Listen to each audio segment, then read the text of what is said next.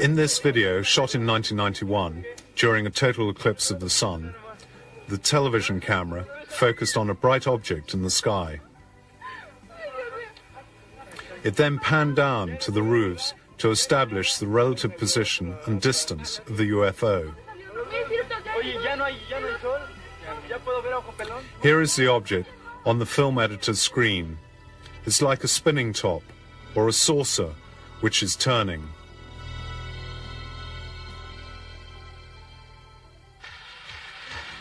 And now another UFO in the Mexican sky.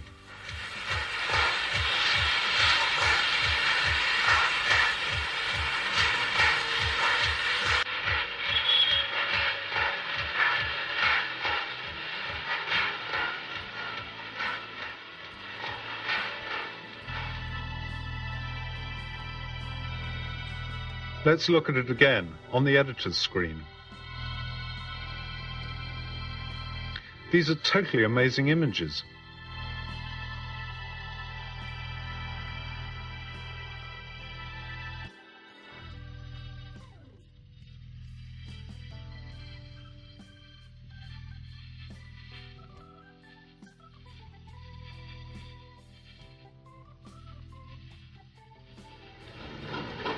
This is 1992.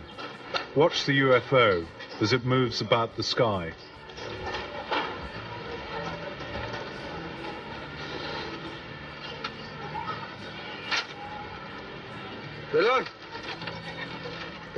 Here it is, captured closer.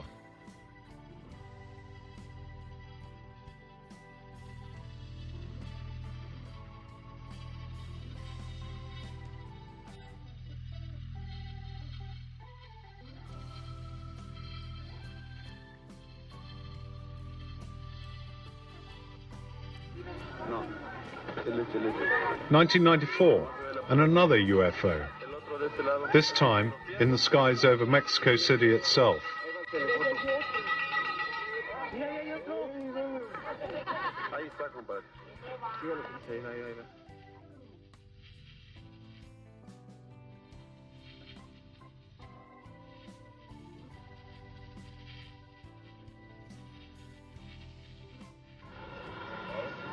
Sometimes the UFOs present themselves in formation, like this sighting in 1994.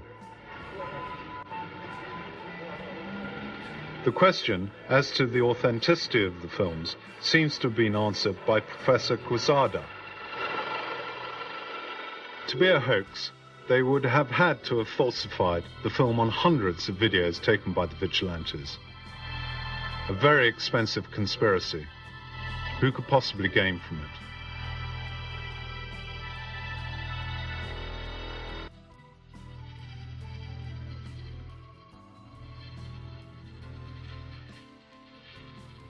Here are still photographs taken by Paul Trent, a farmer in Oregon in 1950. These have been verified by military aviation laboratories in the U.S.A.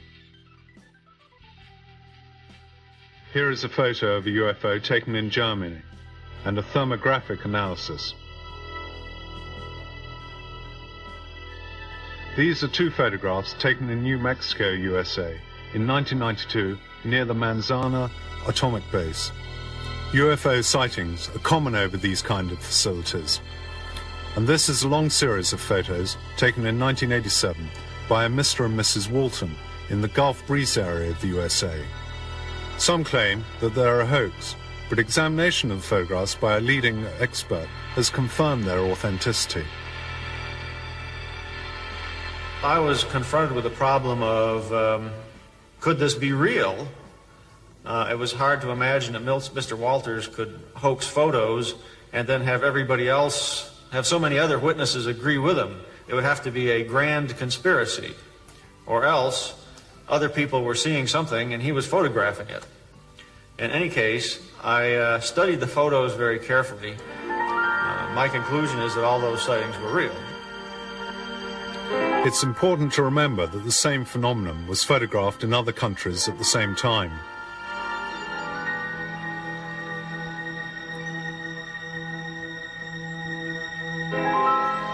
As you can see from the following examples, there are many kinds of UFOs.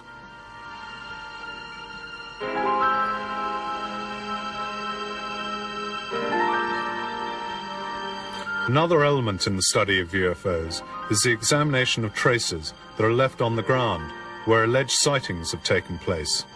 Sometimes a whitish substance falls from the UFO. Its analysis has given some disconcerting results. Noi abbiamo analizzato queste tracce e che cosa abbiamo trovato? Due cose molto importanti. What have we found so far? Primo, che il terreno non era bruciato come There are two important things. tutta la storiografia degli UFO dice. The first was that the ground was not burnt as we thought. It was, in fact, crystallized by microwave radiation. The microwave in question would have been 50 million times stronger than an industrial oven. Imagine the power of it. Bene, noi per la prima volta siamo riusciti a riprodurre il fenomeno in laboratorio e a misurarlo. We managed to test the phenomenon in the laboratory. Galileo would have been proud of us. Quindi nessuno scienziato al mondo può più dire che noi. We demonstrated the cause of the crystallization, and nobody can say it isn't true, because we did it under laboratory conditions. We examined deposits formed on the ground by the UFOs, and these gave us some disconcerting results. In 1957, a deposit from a UFO was analyzed, and it was found to contain magnesium, a magnesium much heavier than anything known on Earth. It didn't have a nucleus, and it was really much heavier than our magnesium. It was definitely magnesium from space. The French, in 1967, found a similar deposit. And this was also magnesium, and it was much heavier than terrestrial magnesium. I have a simple conclusion from all of this, and other evidence. I'm absolutely convinced it was of extraterrestrial origin.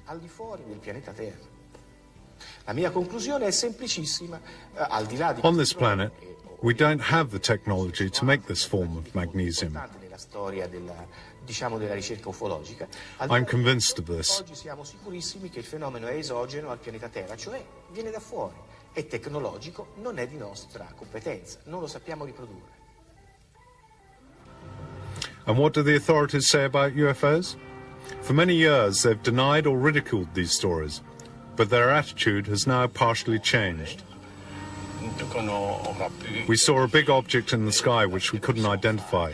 It had very powerful lights which directed at the ground.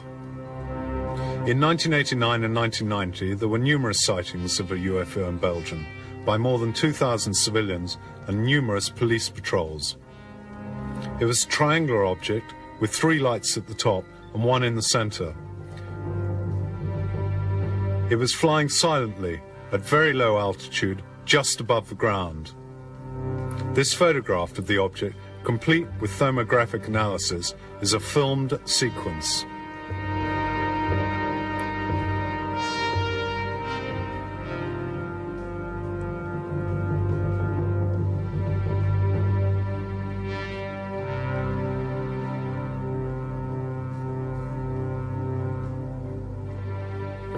Belgian military aviation authorities have officially joined a collaborative study of the case.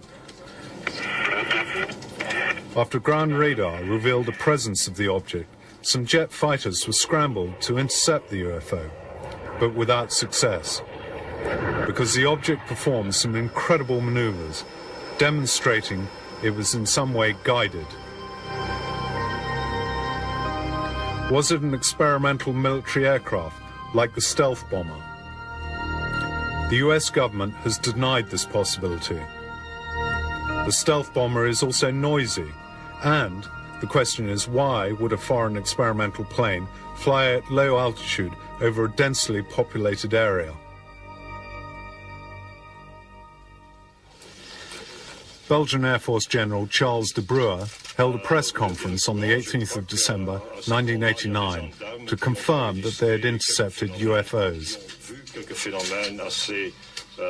His written report states there were no signs of danger. The mystery of their origin remains, but the phenomena exists. It is real. A été contacté plusieurs fois pour demander s'ils avaient des observations au radar aussi. Et nous avons donc les deux radars ont The UFO sighted over Belgium is very similar to that sighted over Ticino by our Swiss housewife, and the UFOs filmed over Pueblo in Mexico.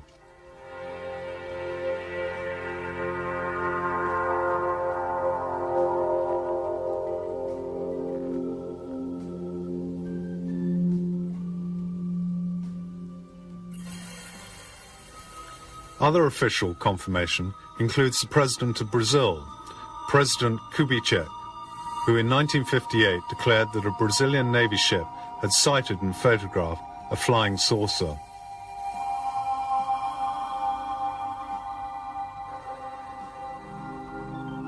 These are the documents.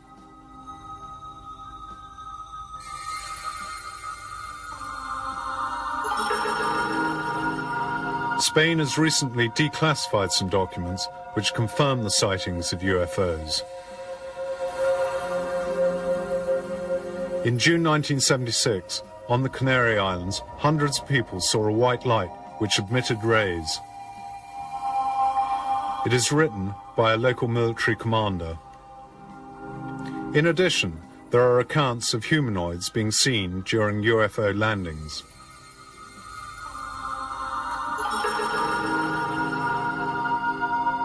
Still in Spain, a highly luminous disk was seen to come out of the sea. This sighting was confirmed at the same time in Italy. In 1978, the three pilots of a Spanish supercaravel flying over Valencia saw three red lights, which seemed to be at first on a collision course and then to dance in front of the aircraft. The caravel was forced to make an emergency landing, and fighters were scrambled to intercept, but they failed to make contact. In 1975, on the Bardenas Reales military base near Navarra, a UFO was seen at low altitude. Until the end of 1990, the Spanish government had always denied the existence of any UFO file. And the same goes for the UK. Before 1990, there had only been the occasional comments as we list here. Lord Dowding, the Air Chief in 1954, suggested that 10,000 UFO sightings had been made and recorded. He also asserted that these were of extraterrestrial origin. In 1954, an RAF pilot named Saladin encountered some UFOs. This is Saladin's sketch.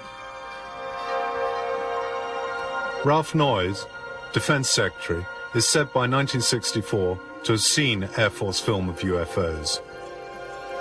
In 1978, an English policeman, Tony Dodd, saw a UFO with a colleague. Then, in 1980, it was the turn of PC Alan Godfrey. And yet, as we have seen, there was no official confirmation of the sightings. All were treated as top secret. This secrecy has extended to the highest levels, with Chief of Staff Admiral Hill Norton declaring that he was kept in the dark on the existence of a special UFO department.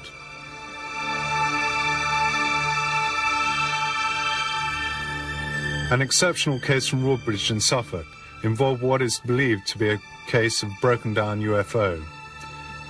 Air Force police patrols who went to the spot described the object as metallic and resting on three legs, emitting a strong white light.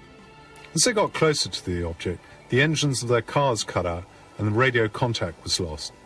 This is not science fiction. The episode is confirmed in a report by the Deputy Commander of the base, Lieutenant Colonel Charles Hoult. In it you can read that the next day, traces left by the object were found on the ground. According to the reports of the Air Force Patrol, 3 humanoids were seen to leave the UFO. They were approximately 1 meter tall, with big heads and dressed in silver.